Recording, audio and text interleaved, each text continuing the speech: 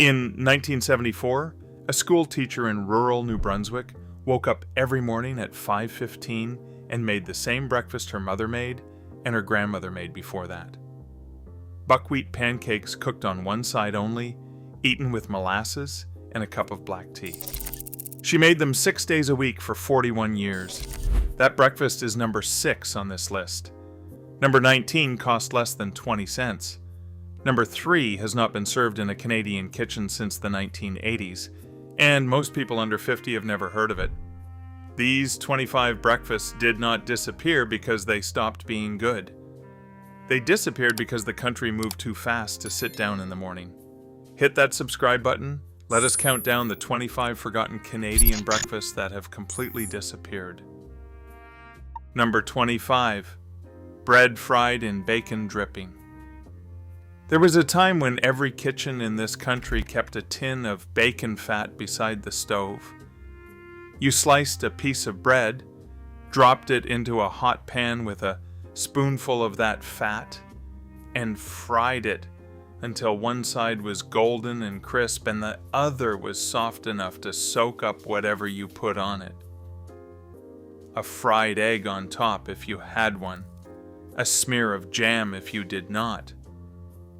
The bread soaked up the smoky fat and turned into something that tasted far better than it had any right to. For families across the prairies and the Maritimes in the 1940s and 50s, this was breakfast every single morning. The bacon fat was free because it was left over from yesterday. The bread was baked at home on Monday and made to last the week. A child could make this standing on a kitchen chair. Nobody called it a recipe. It was just what you did when you woke up cold and hungry and the wood stove was already burning. Number 24. Porridge with brown sugar and canned milk. Not instant oatmeal from a packet. Real porridge. Rolled oats simmered in water on the stove until they turned thick and creamy, then served in a bowl with a spoonful of brown sugar and a pour of canned evaporated milk, because fresh milk did not always keep. In the 1950s, this was the standard breakfast in every farmhouse, every logging camp, and every boarding house kitchen from Cape Breton to the Cariboo. Scottish and Irish families who had settled here 100 years earlier brought porridge with them like a religion, and their grandchildren kept it going because it cost almost nothing, and it held you until noon. The trick was the canned milk. It was thicker and sweeter than fresh, and it turned ordinary oatmeal into something that tasted almost like dessert. Children who grew up eating this cannot smell oatmeal without being 7 years old again, standing at the counter in wool socks, waiting for the sugar to melt. Number 23. Cretins on toast. In Quebec, breakfast was never complete without a thick spread of cretins on a slice of white bread. Cretins is a cold pork spread made by simmering ground pork with onions, milk, and spice like cinnamon, clove, and allspice until the fat renders and the meat turns into a paste. You packed it into a bowl, chilled it overnight, and spread it cold on toast the next morning. It tasted like Christmas morning in a farmhouse kitchen outside Trois-Rivières. Every family had their own version. Some added a pinch of nutmeg, some used lard from the pig they had butchered in November. The recipe was never written down because it did not need to be. You learned it by standing next to your mother at the stove. In the 1960s, cretins was on every breakfast table in the province. Today you can still find it in grocery stores, but the homemade version, the one that took all afternoon, the one that tasted like your mama's hands had been in it, that is almost gone. Number 22. Bologna. A thick slice of bologna scored around the edges so it would not curl, dropped into a hot pan with a little butter until both sides were browned and the edges had gone crispy. Served on white bread with mustard next to a fried egg, or just eaten straight from the pan with your fingers while you stood at the stove. In the 1970s and the 1980s, This was the weekday breakfast of every working-class family that could not afford bacon. A pound of bologna cost a fraction of what a pound of bacon cost, and it kept in the refrigerator for weeks. Mill workers in Thunder Bay ate this before the morning shift. Fishing families in Lunenburg ate it before heading to the wharf. Children ate it cold in sandwiches packed for school. Nobody was proud of fried bologna. But if you grew up eating it, you remember the smell of it hitting the pan, and you remember that smell meaning someone in the house was awake and taking care of things. Number 21. Soft-boiled egg and soldiers. A soft-boiled egg served in a cup with thin strips of buttered toast for dipping. The egg was cooked for exactly 4 minutes, so the white was set and the yolk was still liquid. You cut the top off with a knife, sprinkled salt inside, and dipped your toast strips into the golden yolk one by one. British families who settled in Ontario, the Maritimes, and British Columbia brought this with them, and for 3 or 4 generations it was the standard children's breakfast across English Canada. The ritual of cutting the top off the egg, the precision of the timing, the mess of yolk running down the shell and onto your fingers, that was the whole experience. It required nothing but an egg, a pot of boiling water, bread, and butter. By the 1990s, it had almost vanished, replaced by cereal boxes and toaster pastries.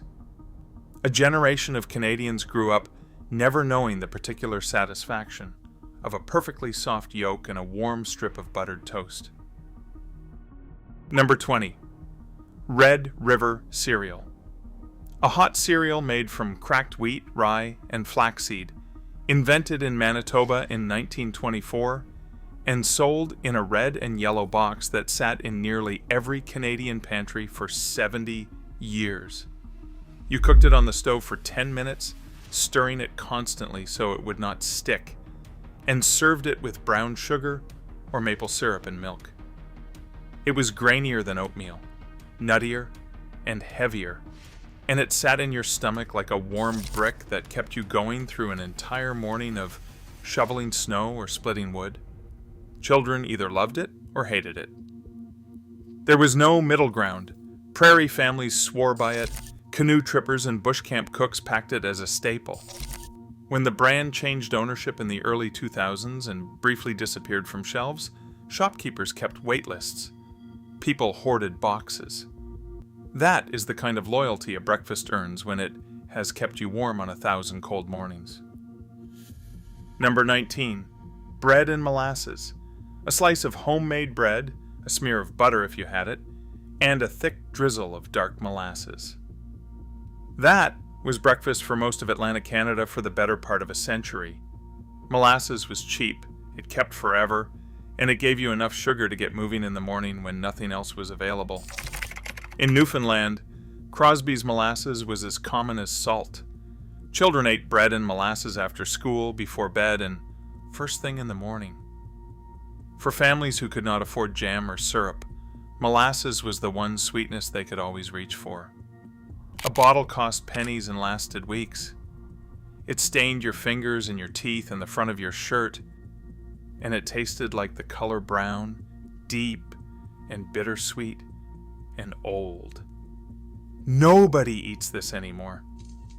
The bread is store-bought now, and the molasses sits at the back of the cupboard behind things that taste more modern.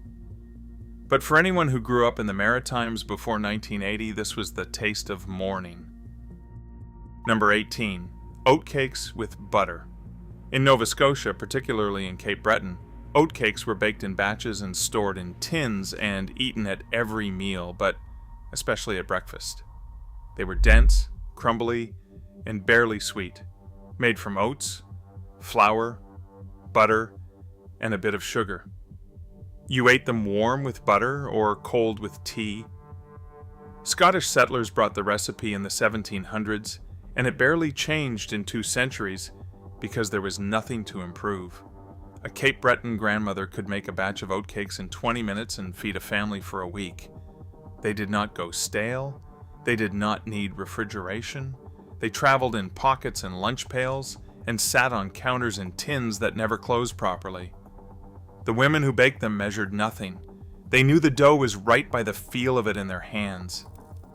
That knowledge, that muscle memory, is what disappears when a recipe stops being made.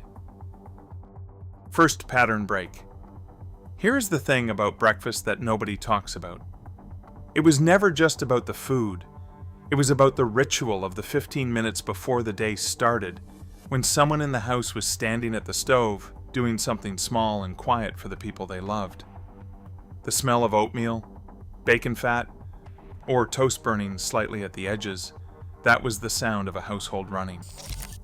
When those breakfasts disappeared, it was not because the recipes failed, it was because the mornings changed. Both parents went to work. Children ate cereal from a box in front of a television. The stove went cold before 7 and did not come back on until supper. The breakfasts on this list are not complicated. They were made by people who woke up tired, in cold kitchens, with sore hands and not much money. They made them anyway. That is what we lost. Number 17. Cornmeal porridge. Before oatmeal took over, cornmeal porridge was the standard morning meal in rural Ontario and Quebec. You stirred cornmeal into boiling water, slowly and constantly, until it thickened into a smooth golden paste. It was served with butter, maple syrup, or just a pinch of salt. It was heavier than oatmeal, and simpler, and older. Loyalist families who came north after the American Revolution brought it with them, and it lasted on Canadian breakfast tables for 150 years before quietly disappearing in the 1960s. A bag of cornmeal cost almost nothing and lasted a month. For a family with 6 children and a single income, that mattered more than variety. Number 16. Kippered herring on toast. A tin of kippered herring, heated in the tin or turned out into a small pan, then served on buttered toast with a squeeze of lemon if you had one. This was a standard maritime and British Columbian breakfast through the 1940s and 1950s, carried over from British tradition and sustained by Canada's endless supply of cheap smoked fish. The smell was strong enough to fill a house and divide a family. Half the table loved it. The other half opened a window. But it was cheap protein that kept in the pantry for months, and for a fisherman or a dock worker starting a 12-hour day, the salt and the oil and the dense smoky flesh of the herring was exactly the fuel the body needed. Number 15. Johnny cake, a thin cornmeal flatbread cooked on a griddle or in a cast iron pan, eaten hot with butter and molasses or maple syrup. Johnny cake predates Confederation. It came north from New England with the Loyalists and spread through the Maritimes and eastern Ontario and into the lumber camps of Quebec. It was faster than bread, cheaper than pancakes, and required no eggs, no milk, and no yeast. Just cornmeal, water, a pinch of salt, and a hot pan. Logging camp cooks made it by the dozen before dawn. Farm wives made it when the flour ran out because cornmeal was always cheaper. By the 1970s, it had all but vanished from Canadian kitchens, replaced by store-bought bread and frozen waffles. Most Canadians under 60 have never heard of it. Number 14. Fish cakes for breakfast. In Newfoundland and the Maritimes, leftover salt cod and mashed potato were combined, shaped into patties, and fried in butter or pork fat for breakfast. The outside went crisp and golden. The inside was soft and warm and tasted of the sea. You ate them with toast and tea, or with baked beans on the side, or just plain with a bit of ketchup. Fish cakes for breakfast sound strange now, but for coastal families who had salt cod in the pantry the way other families had cereal, it was as normal as eggs. The fish was already cooked and already salted. You mashed it with potato, shaped it, and fried it. 5 minutes. A child could do it. An old woman with stiff hands could do it. This was morning food designed for people who lived by the water and worked by the water and ate what the water gave them. Number 13. toast with Rogers golden syrup. Before maple syrup became a symbol of the country, and before jam came in 40 flavors, there was Rogers golden syrup. A thick, amber, butterscotch-flavored syrup in a gold and green tin that sat on breakfast tables across Western Canada for most of the 20th century. You spread butter on toast and poured the syrup over it, or you drizzled it on porridge, or you ate it on pancakes. It was sweeter than maple syrup, thicker and cheaper, and it was made in Vancouver, which gave it a loyalty in British Columbia and Alberta that Eastern Canadians never quite understood. Children who grew up with it still reach for it when they see it in a grocery store. The tin has barely changed in 100 years. The taste has not changed at all. Second pattern break. Here is a number that should bother you. The average Canadian now spends less than 12 minutes eating breakfast on a weekday. 12 minutes. That includes the time it takes to pour cereal into a bowl or unwrap a granola bar in the car. The breakfasts on this list took longer than that to make, and that was the point. They were made in kitchens where time moved differently, where a mother could stand at the stove and stir a pot of porridge and listen to the radio and watch the snow fall and know that for those 15 minutes, nothing was expected of her except to feed the people she loved. We did not lose these breakfasts because we found better ones. We lost them because we decided that mornings were for rushing. Number 12, pain d'or. French toast in Quebec was called pain d'or, and it was not the brunch restaurant version drenched in icing sugar and strawberries. It was stale bread soaked in a mixture of egg and milk, fried in butter, and served with maple syrup. That was it. The whole point of pain d'or was using bread that had gone dry because in a household that wasted nothing, stale bread was not garbage. It was tomorrow's breakfast. A farm wife in the Laurentians could take a 3-day-old loaf and turn it into something her children fought over. The egg and milk softened the bread. The butter crisped the outside. The maple syrup made it feel like a reward for getting out of bed in January. Number 11, beans on toast. A tin of beans and tomato sauce, heated in a small pot and poured over buttered toast. This was British Canadian breakfast at its most honest. No pretension, no preparation, no skill required. You opened a tin, you heated the contents, you poured them on bread. Families across Ontario, British Columbia, and the Maritimes ate this 2 or 3 mornings a week through the 1950s and the 1960s. The beans gave you protein and fiber. The toast gave you something to hold. The whole thing cost 25 cents and took 4 minutes. It was the breakfast of people who had already been awake for an hour doing chores and needed something fast and filling before the real work started. Number 10, buckwheat pancakes. Not the fluffy white pancakes from a box mix. Real buckwheat pancakes made from dark buckwheat flour, which gave them an earthy, almost nutty flavor and a color somewhere between gray and brown. They were denser than regular pancakes, chewier and more filling, and they were the traditional breakfast of Acadian families in New Brunswick and French-Canadian families across Quebec. A stack of 3 with butter and maple syrup could hold a grown man until 2 in the afternoon. Buckwheat flour was cheap because buckwheat grew in soil too poor for wheat. It was the crop of people farming land that nobody else wanted, and it ended up on the breakfast table for the same reason everything else did, because it was there and it was enough. Number 9, fried salt pork and bread.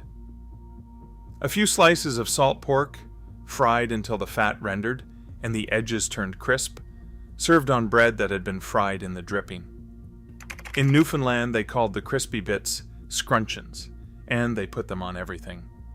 As a breakfast, fried salt pork was its own meal.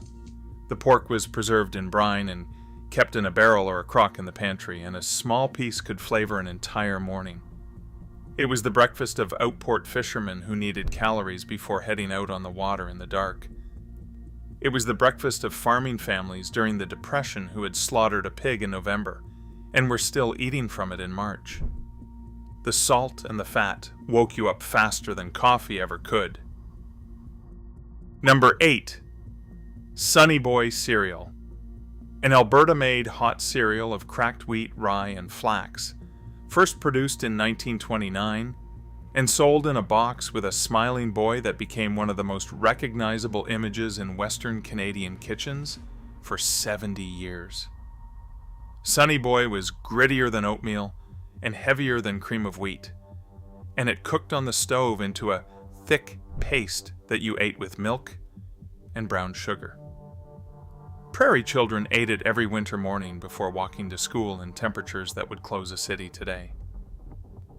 When production stopped briefly in the early 2000s, Alberta and Saskatchewan families panicked. They wrote letters. They called the company.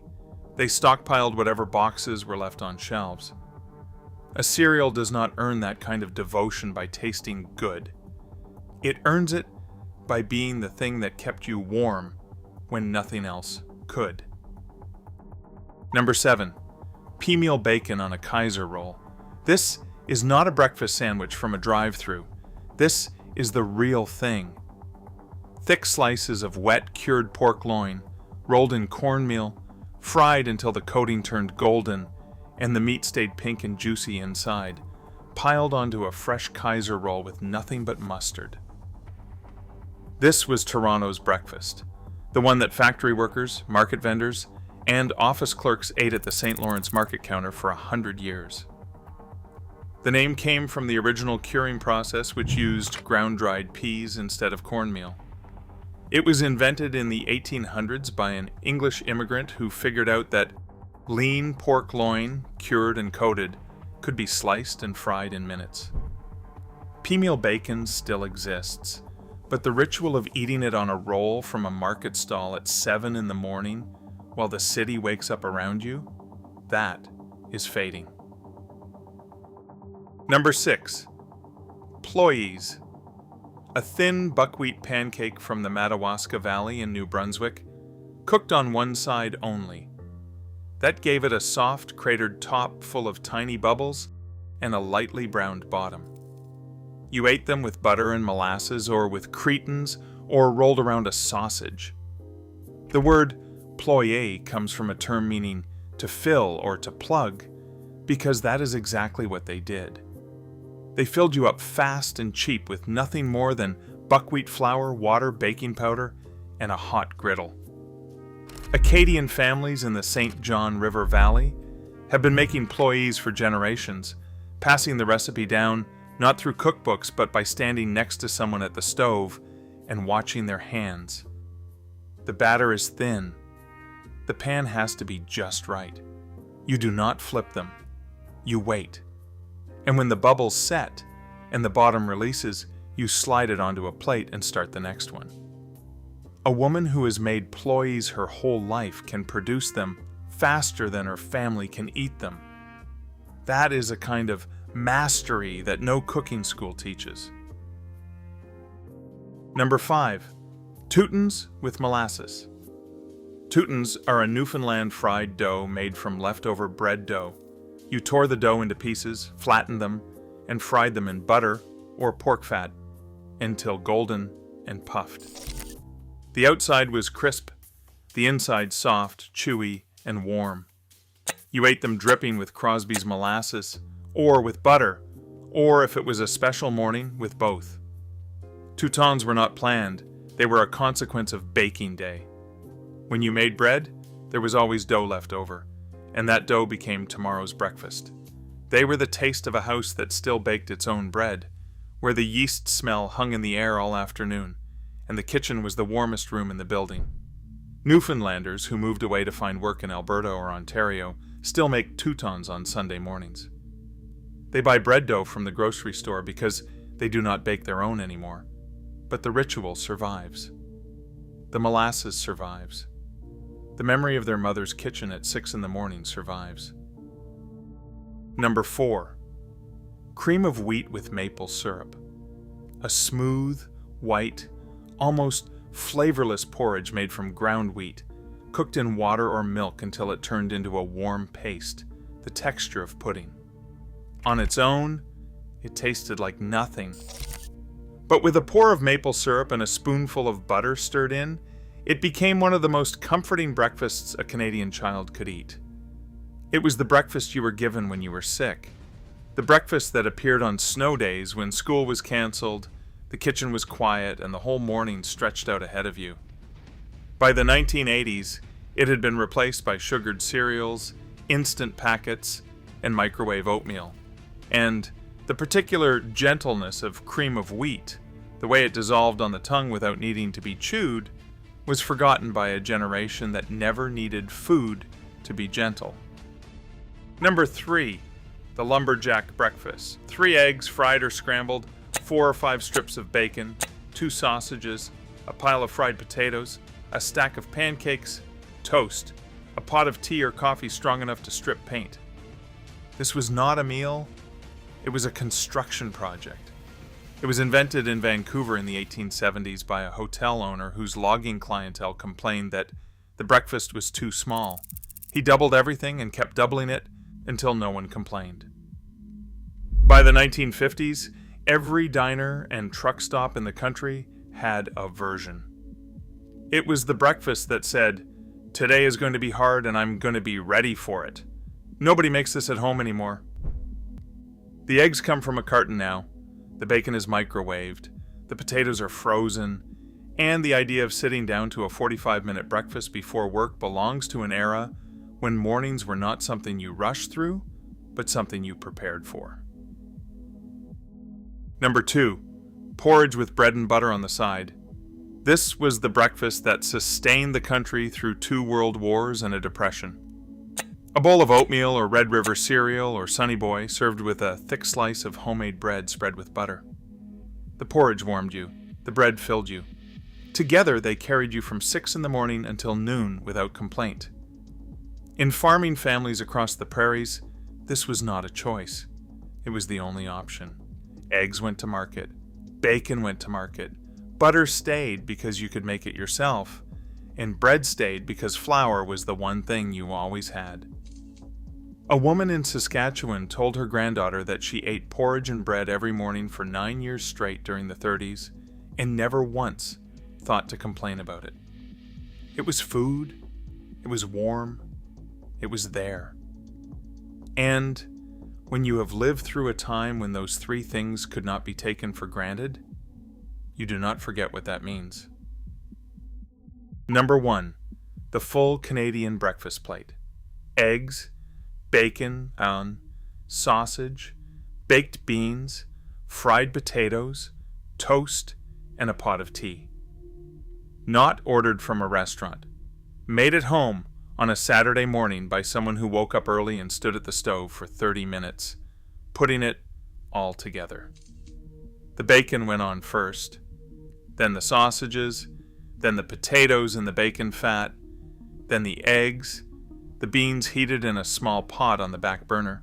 The toast went in last. The tea was already steeping. Every element timed to finish together, to land on the plate hot, to be eaten at a table with other people. This was the Saturday breakfast that held families together for decades.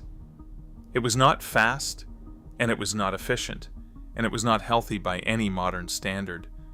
But it was the one morning each week when nobody rushed, when the kitchen smelled like it was supposed to smell, when everyone sat down and ate the same thing at the same time, and the day had not yet asked anything of anyone. That is what disappeared. Not the recipe, the morning. Third pattern break. Here is what nobody says out loud. We did not stop making these breakfasts because we found something better. We stopped because the mornings got smaller, the kitchens got quieter, the tables got emptier. And at some point, standing at a stove for 20 minutes to make food for people who are no longer there stopped feeling like a tradition and started feeling like a reminder. But here's the thing, the stove still works. The oats are still in the cupboard, the bread still toasts. And if you make one of these tomorrow morning, even if it is just for yourself, even if the kitchen is quiet and the table only seats 1, you are not cooking breakfast. you are keeping something alive. Here is my challenge. Make one of these this week. Just one. The porridge with brown sugar, the fried bread in bacon fat, the croutons if you have dough. Then sit down at the table. Not the counter, not the car. Set a place. Eat it slow. Because these breakfasts were never about the food. They were about the 15 minutes before the world got loud. Share which one you were going to make in the comments. I want to know if the ploys get more love than the croutons. I want to know if anyone else's grandmother measured nothing and got it right every time. Because these are not just breakfasts. They are proof that someone once stood at the stove in the dark and made something warm for you before the sun came up. And that is worth remembering.